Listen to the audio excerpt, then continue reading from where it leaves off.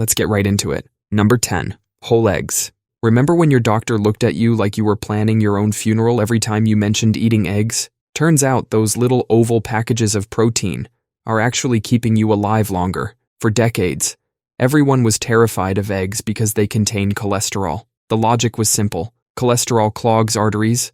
Eggs have cholesterol, therefore eggs must be trying to kill you. But your body actually needs cholesterol to function. Your brain is made of about 25% cholesterol. When you eat an egg, you're basically feeding your brain premium fuel. The yolk is that golden center everyone told you to throw away.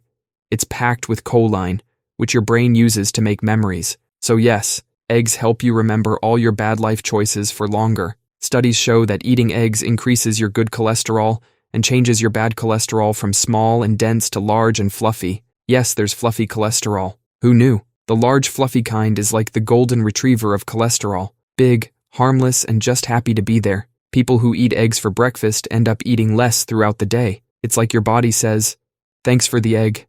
I'm good for the next 6 hours." Egg eaters have a lower risk of stroke. So all those years of egg white omelets were basically just sad, flavorless lies on a plate. The countries with the highest life expectancy, like Japan, never bought into the whole eggs will kill you thing. They've been happily eating their eggs while the rest of us were living in fear. In Japan, they even serve raw eggs over rice for breakfast. Eggs are also one of the few foods that naturally contain vitamin D.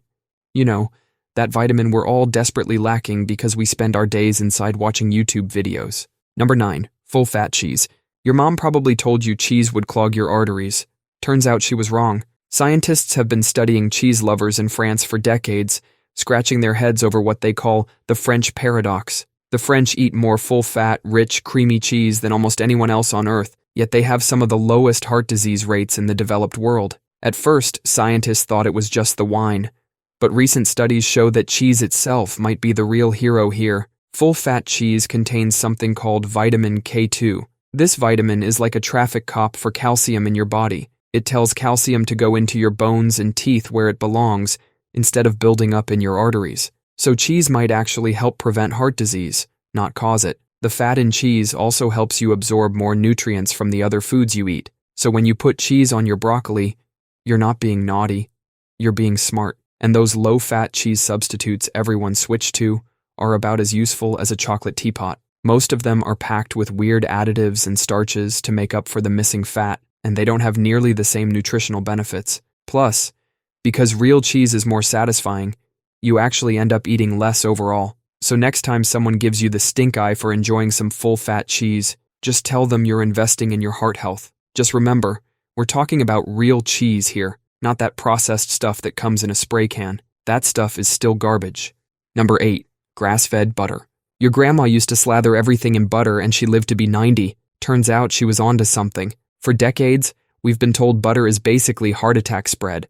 Everyone switched to margarine thinking they were making the healthy choice. But that tub of heart healthy spread in your fridge is about as natural as a plastic tree, often loaded with processed industrial seed oils. Meanwhile, grass-fed butter might actually help you live longer. It's loaded with vitamin K2, that same traffic cop for calcium we talked about with cheese. It directs calcium into your bones, keeping your arteries clear. Grass-fed butter is also packed with butyrate, a fatty acid that's like kryptonite for inflammation. Your gut bacteria love this stuff more than teenagers love their phones. When your gut bacteria are happy, your whole body works better. Grass-fed butter has this perfect ratio of omega-3 to omega-6 fatty acids. It's like nature's version of balanced books. It also helps you absorb vitamins from other foods. Without fat, those healthy vegetables you're eating are like a delivery truck with no driver. The nutrients just sit there, unable to get where they need to go. Not all butter is created equal, though. You want the butter from cows that spent their days eating grass and living their best cow life.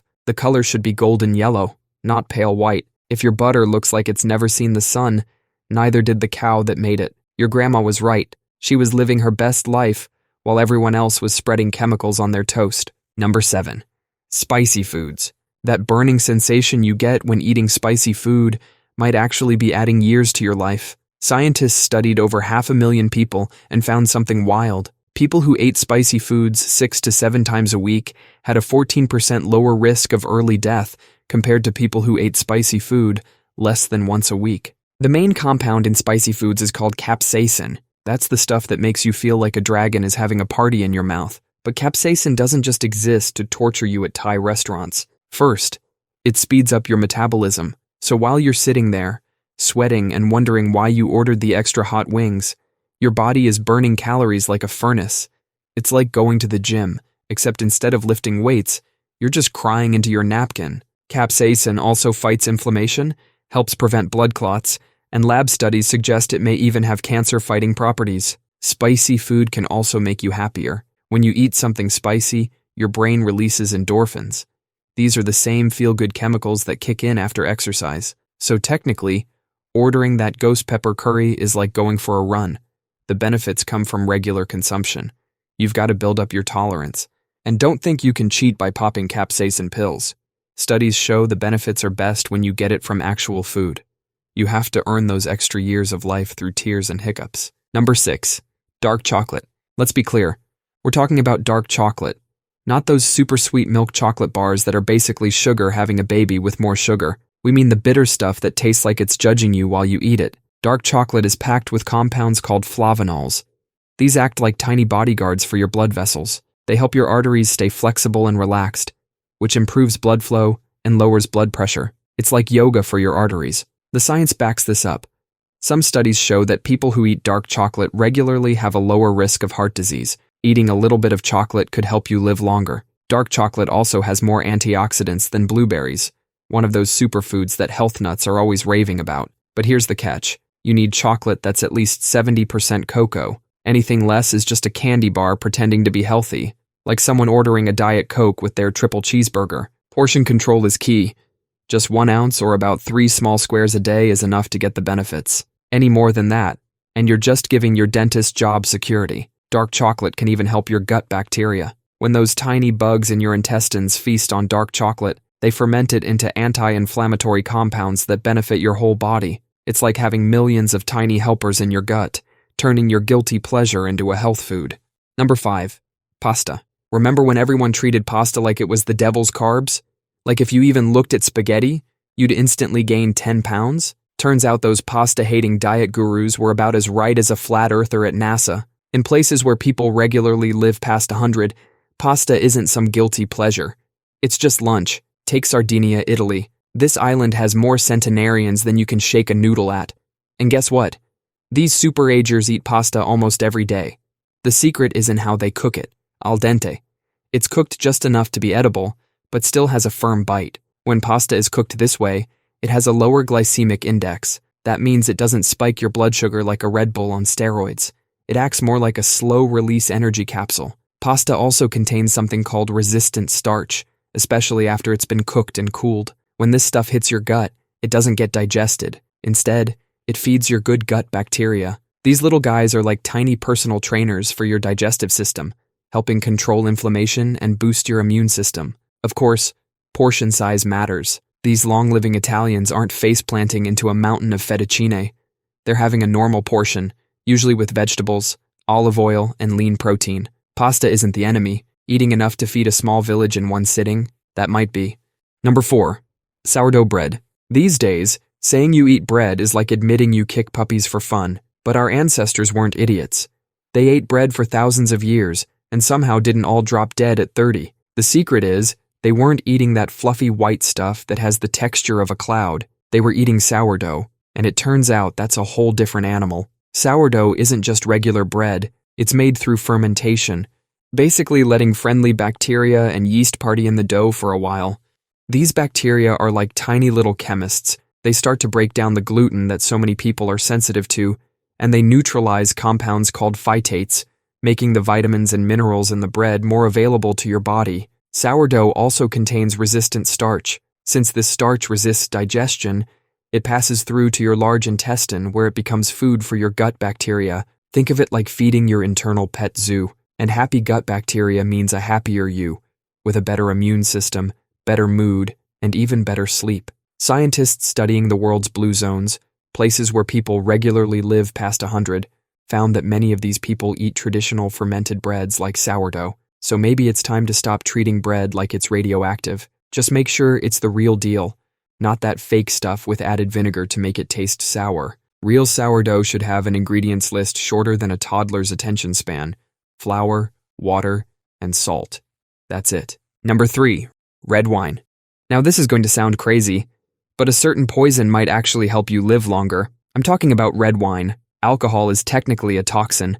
Your liver has to work overtime just to process it, and yet, scientists keep finding that people who drink a moderate amount of red wine, around 1 glass a day, tend to live longer than both heavy drinkers and people who don't drink at all. This is a key part of the French paradox we've talked about. Red wine contains powerful plant compounds like resveratrol. Grapes produce this stuff when they're stressed out, and when we drink it, this stress compound actually seems to trigger our own body's survival mechanisms. It's a concept called hormesis, the idea that a little bit of stress can make you stronger. It's like going to the gym for your cells. When you lift weights, you're creating tiny tears in your muscles, and that damage signals them to grow back stronger. A small amount of stress from a glass of red wine might send a similar signal to your cells to toughen up. This only works with 1 glass per day. Any more than that, and the benefits disappear. It's the difference between lifting a weight and dropping a dumbbell on your foot. One makes you stronger, the other just hurts.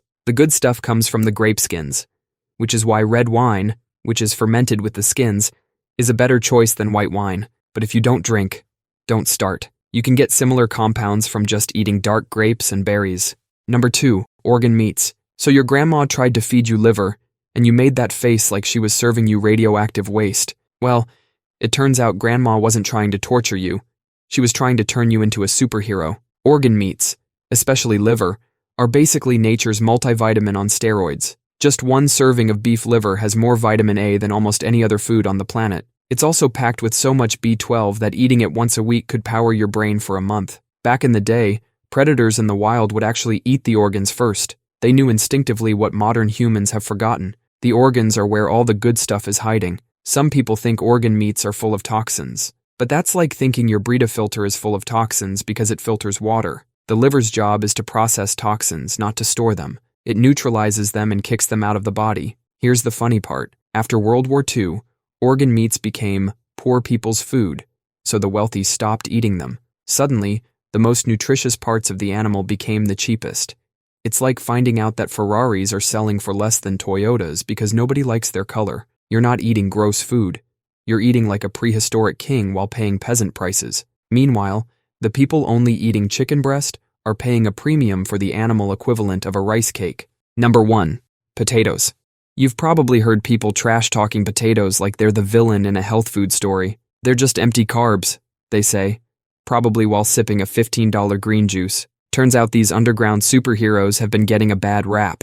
First off, 1 potato has more potassium than a banana. That yellow fruit everyone worships for potassium has nothing on a humble spud. But the real secret isn't just the flesh, it's the skin you've been tossing in the trash. That potato skin is where a huge amount of the fiber, vitamins, and minerals are concentrated. It's also where you'll find compounds called coucoamines, which have been studied for their ability to help lower blood pressure.